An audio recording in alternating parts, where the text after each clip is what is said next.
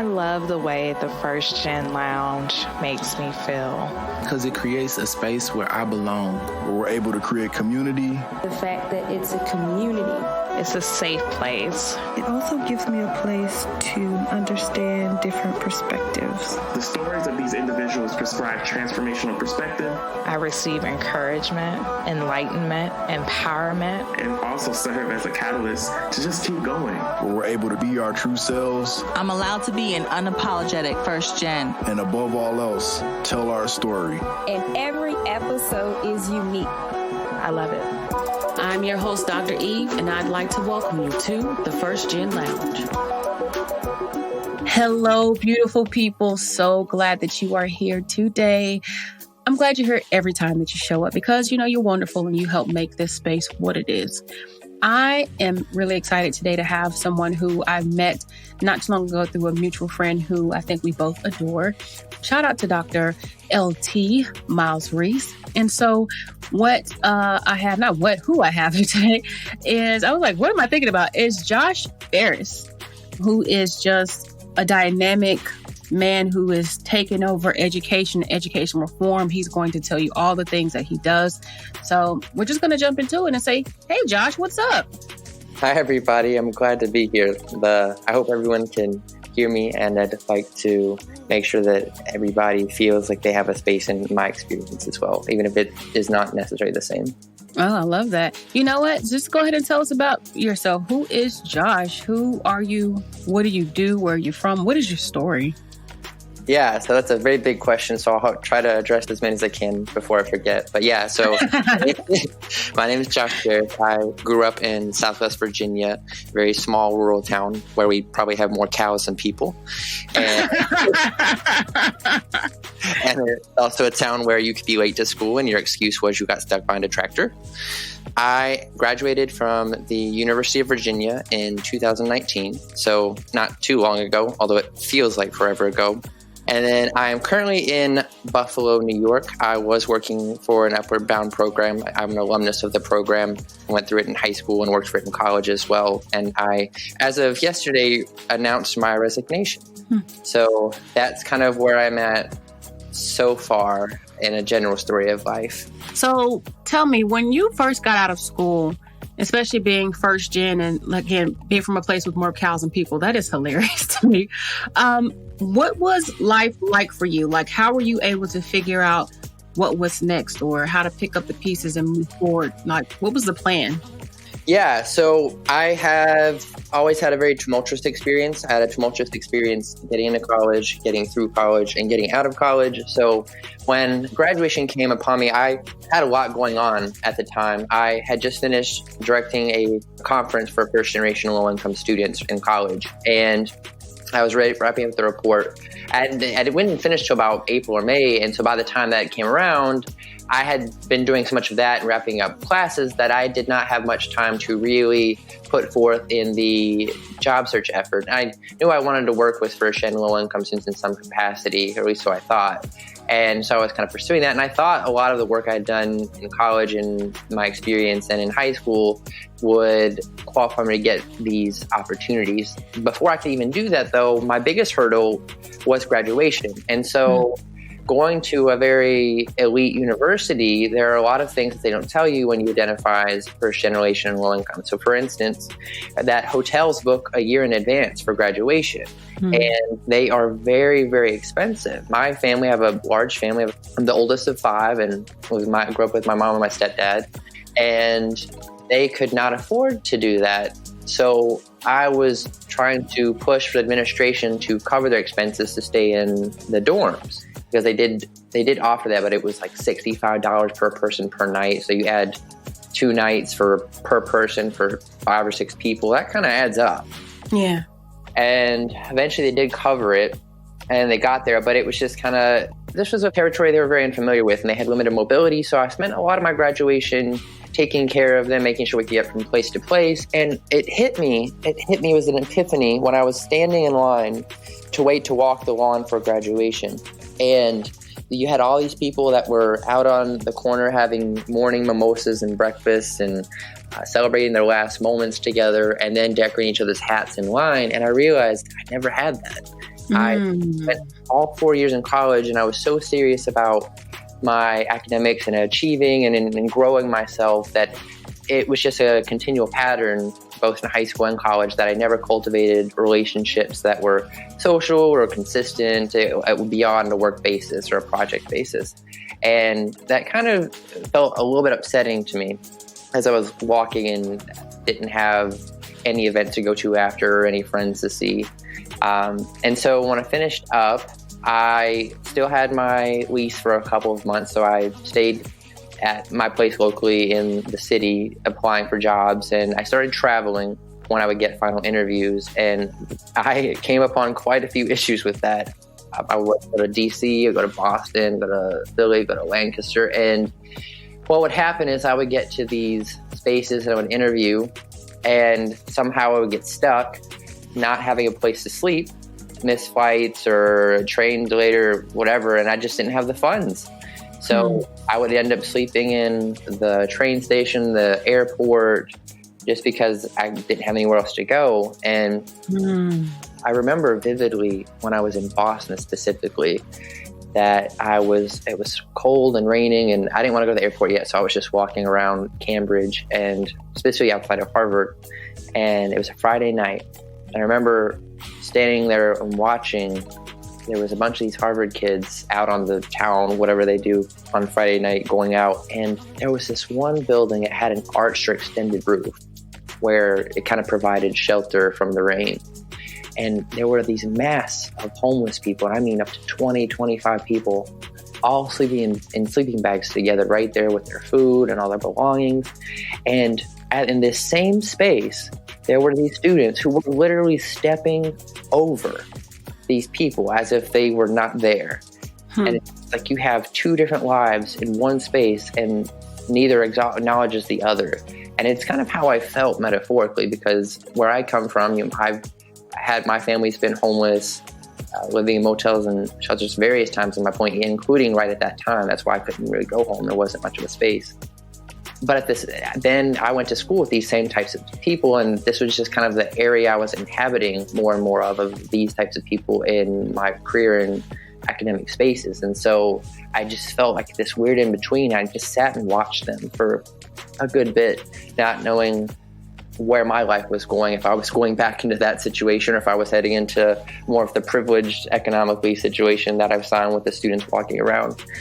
And it did feel hurtful every time that this happened. I got stuck somewhere. I didn't have anywhere else to go. But I was always enlightened a little bit, because I would always not run into people. People would come and ask me for help. Random strangers. Anywhere I go, this happens. And for instance, in DC, when I was there, I had this 17-year-old student come up to me in the airport, or train station, I'm sorry. And he said, "Excuse me, sir, do you know which platform goes to Baltimore?" And he said, "It's my first time riding a train and I don't know how this works."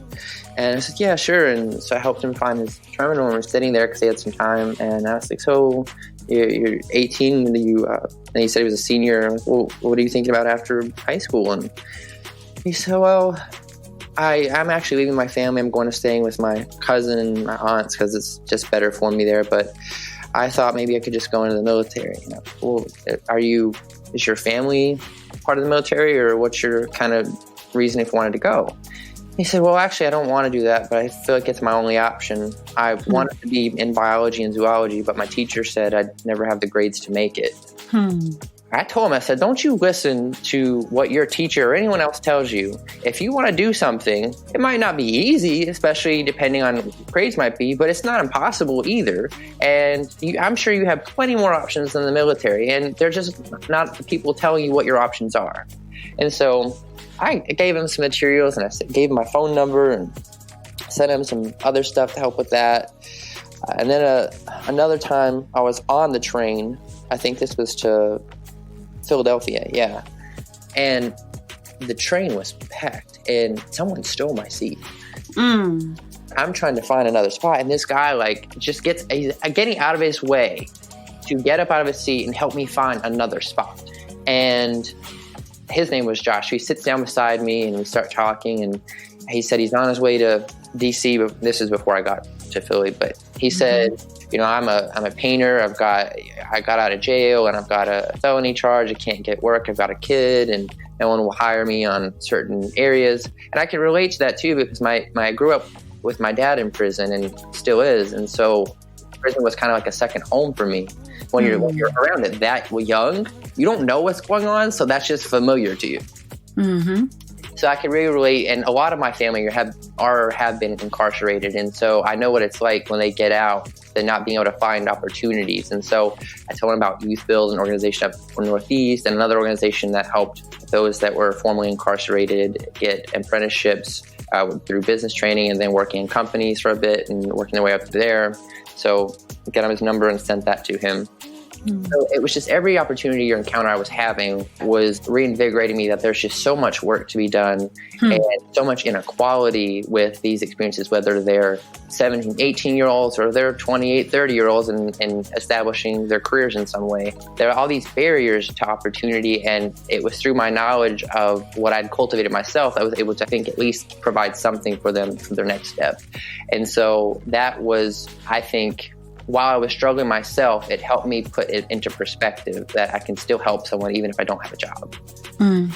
I think titles are transitory. I think the only title you have is your name and what you do with it. And when I came back, my lease was up. I didn't really have anywhere to go. And so I somehow got connected to this woman who had a spare house. I call it a McMansion. I have never. McMansion. I've never been in a space this big. And she had it on the market. And so she was just letting me stay there by myself in this house. It had like 5-6 bedrooms. It had a guest room, it had these balconies, it had a courtyard. Oh, wow. I just didn't know what to do. I was scared being by myself at night in this place. And I think the other part was she was just so cold too. It was a house, but it wasn't a home for me. And she picked me up and immediately she's like, okay, so what did you study? How long do you think you'll be here? What are you trying to get into? What do your parents do? And all these other things. So I stayed there for a couple of months while I was continuing job interviewing and doing a little bit of part-time work at one of the career centers. And then she told me after I got back from Boston that she's like, I hope you found a job, smiley face. I need you to be out.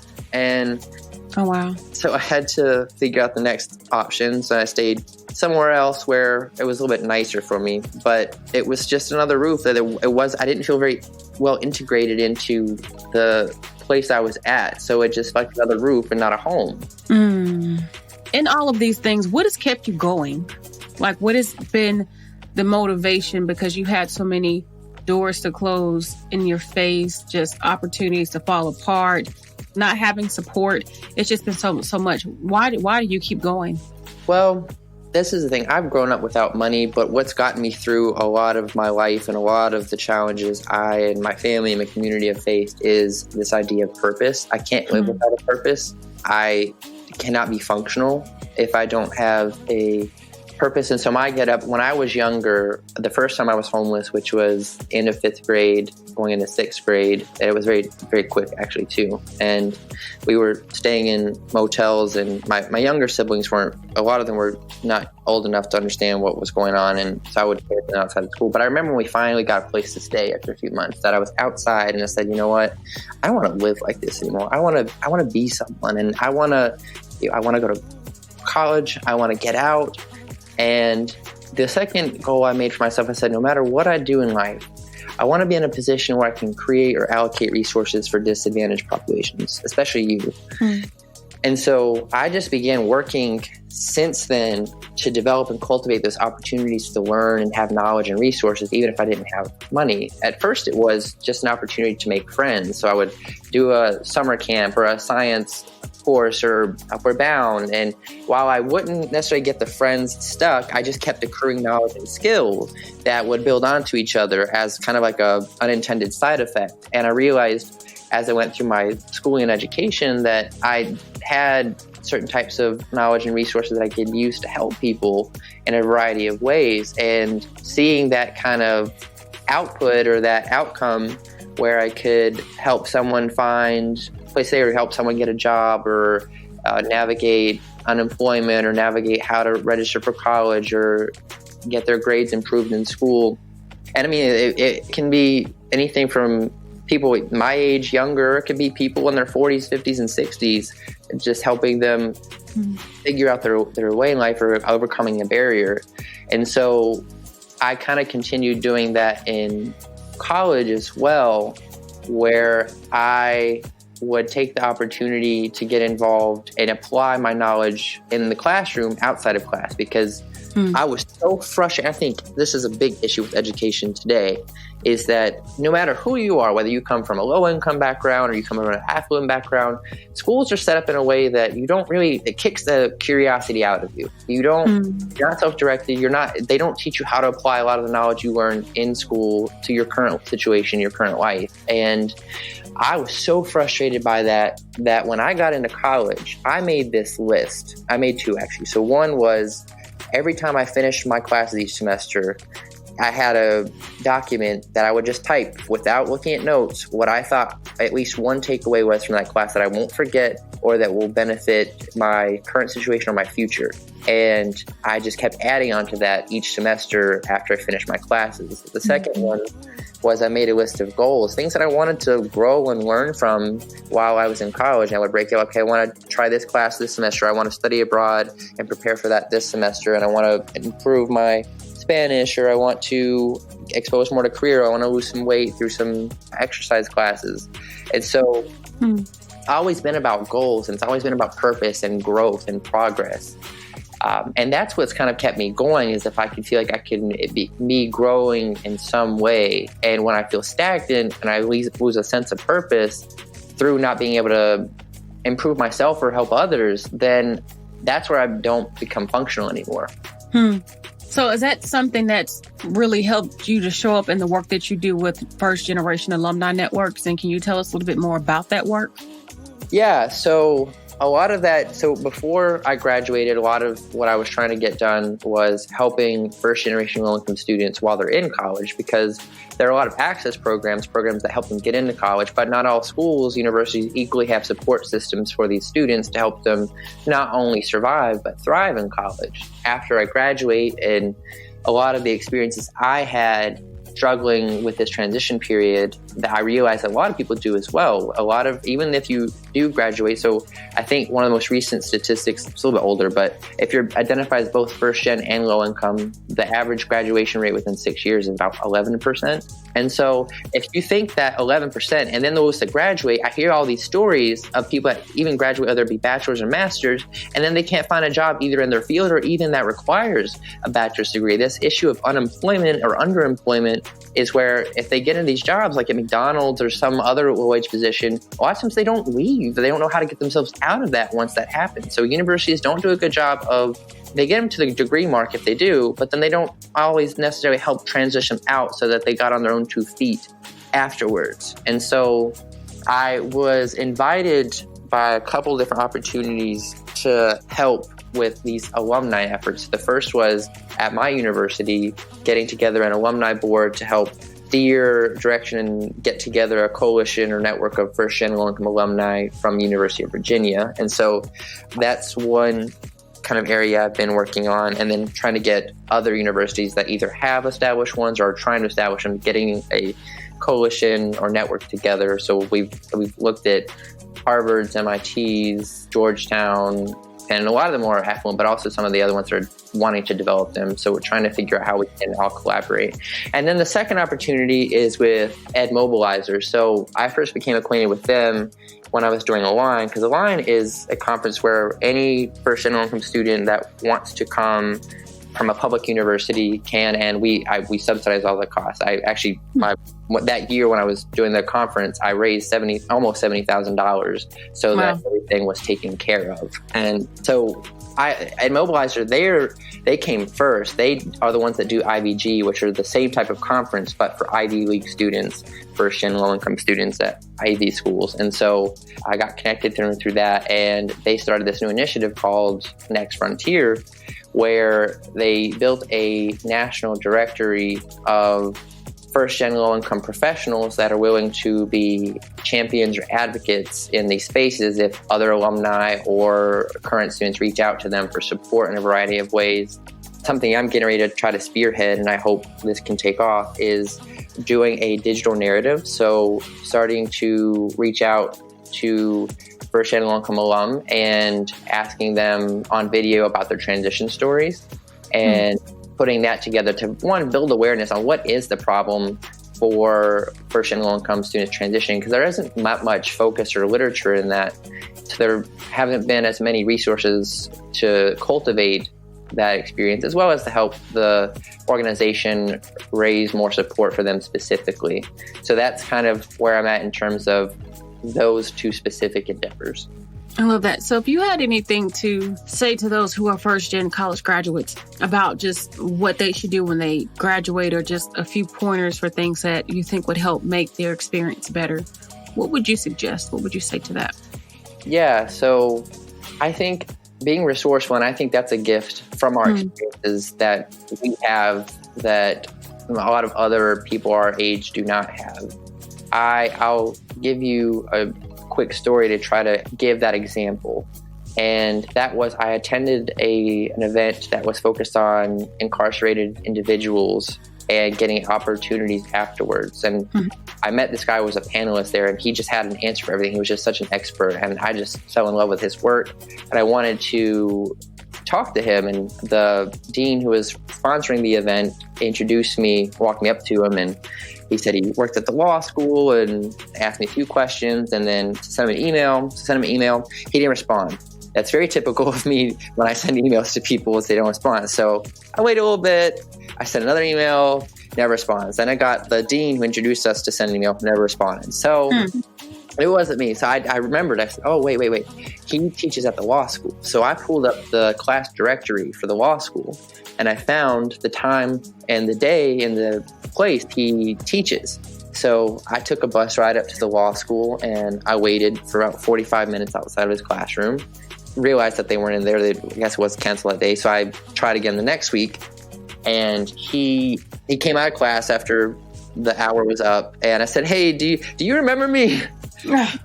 He said, yeah. Here's my phone number. How about let's have lunch on Monday and we'll talk. I'm like, yeah, and I'm very excited. And I realized that spring break was happening for the students, so the buses were not going to be running. I had a doctor's appointment that they're like right before then. So what I did was on Sunday, the day before, I went to the doctor's office downtown, and I timed myself walking to see how long it would take from getting downtown to the other part of town, because there was no transportation for me. And so it took about 45 minutes. And so I remembered that to know when I would leave. Well, the doctor's office comes the next day, and after the appointment, I hurried along to get there in 40 minutes, and I get there at this, it wasn't a 5-star restaurant, but to me that feels fancy. Yeah. And I come in there and I said, oh, I don't know if we have a reservation. And so they had a free table, and I sit and I wait and I wait and I wait. And I finally messaged him and said, are we still meeting? And he said, oh, I forgot. Oh, man. So he did eventually connect with me, but it was like a 15-minute conversation, and he asked me, like, what am I doing? What am I working as? And he just became disengaged kind of after that. But I say that to showcase that when one barrier popped up to me for getting to someone, I figured out another way around, and I had to be very insistent on getting to someone.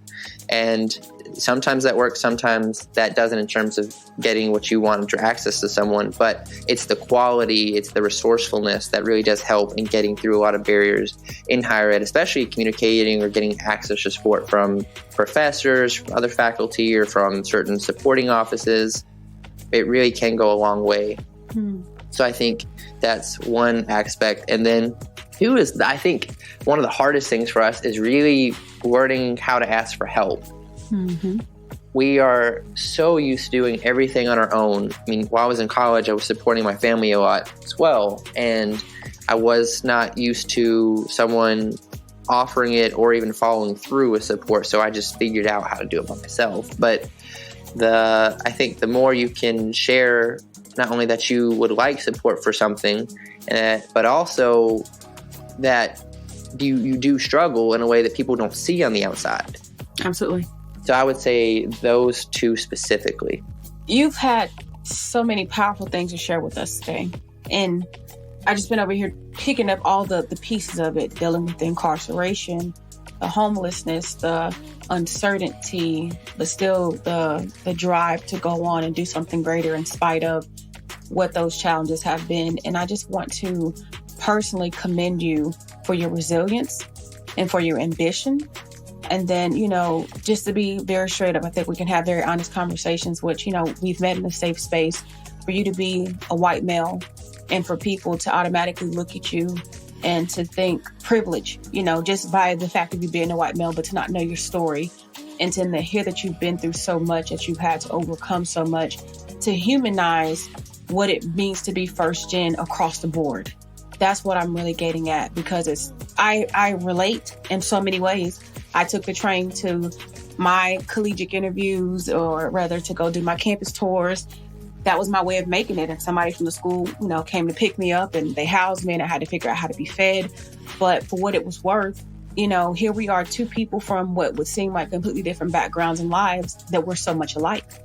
And it's our first gen low incomeness that has really helped bound us together. And you are helping to epitomize what it means to be first gen and to be connected across race and across gender and across, institution types. Is just so powerful. So thank you for sharing your truth, your struggles, but also we can hear and to know about your success and that you still survive. So I'm completely just like, man, I love this.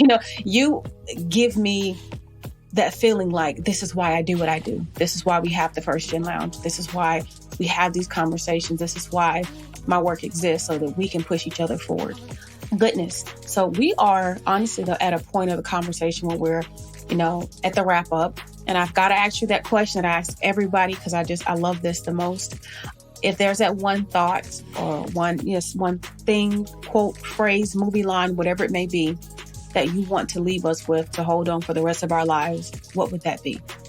So I'm going to throw out two or three, one by me and then two by people I think find inspiring. And to answer your follow-up comment about this kind of divide across other types of identities, I think that's what's unique about first gen low income, is that it is very intersectional and there's so many different types of identities within that cohort itself. And yes.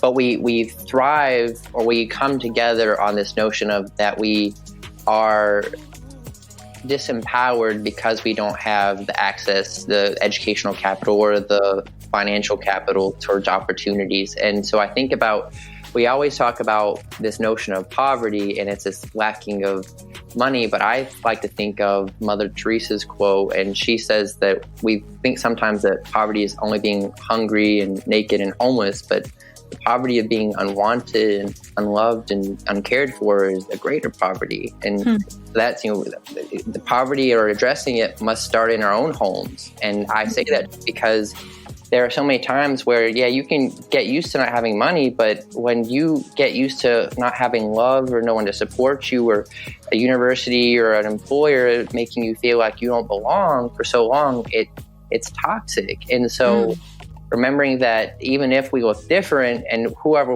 we are is that, and we can't provide that money, like I'm struggling myself, I'm not able to give you much money, but how can I show ways of care and love, or even if you're a stranger? And so I think that's important. And then another quote is, I love by Rosa Parks, is that knowing what must be done does away with fear. And you think about her and the movement, she wasn't mobilizing grand armies, but the power and leadership from her that started the movement was just from saying, no, I'm not doing this. And you think about leadership can be in those small moments where we just say, hey, I'm going to stand up for myself. And I'm not going to do what someone wants me to, or because they're holding money over me or some other material possession. I'm going to say, I am who I am, and I'm going to take that step, and I'm going to take that leap of faith. I'm going to do what I think is right for me. I'm going to say no, or I'm going to say yes to something. And I think the final piece I'll leave by is my own quote I've had since high school. I try to steer by is to lead others by following yourself, and to always be the person who you wish someone was for you. Yes. Yes, absolutely. Absolutely. Be who you need it. That's so good. Josh, you are incredible, and I just wish you well in everything that you do that, is ahead of you. I look forward to how you're going to shape the world through your leadership, through education reform, through just being who you are, the loving, outgoing, and very compassionate person that you are. Because I've really gotten to know that about you in our interactions. And I'm just like, wow, this interview is really like, gosh, he's just great. He's so great. And for those of you who have heard his story and it resonates, please go connect with Josh. His information is in the show notes. Just open up the notes of the show literally and click the link to get to the notes and to his LinkedIn, as well as you all are doing something with Ed Mobilize that I would like for you to tell everybody about, because I'm a really big fan of it, which is the National Directory. Yeah, so it's a national directory, and whether you're a first-gen low-income graduate or you're just an advocate but want to be supportive and give resources or mentorship, whatever you think you can for current students or other alumni, then you can register on the website, and your profile comes up as an option for people to view. Absolutely. And I will link that in the show notes as well. So if you are first gen and low income or an ally, please do go and get up on that directory. I actually did have an opportunity to do so myself. Really grateful for it. And I was like, oh man, this helps, just being able to know other first gens who can tell their story as well. But especially thinking about me taking the more entrepreneurial path and continue to help support those who are interested in the path of entrepreneurship as a way of economic empowerment and just leaving a legacy. Because people don't talk to us enough as first gens about entrepreneurship. That's what I'm so convinced of.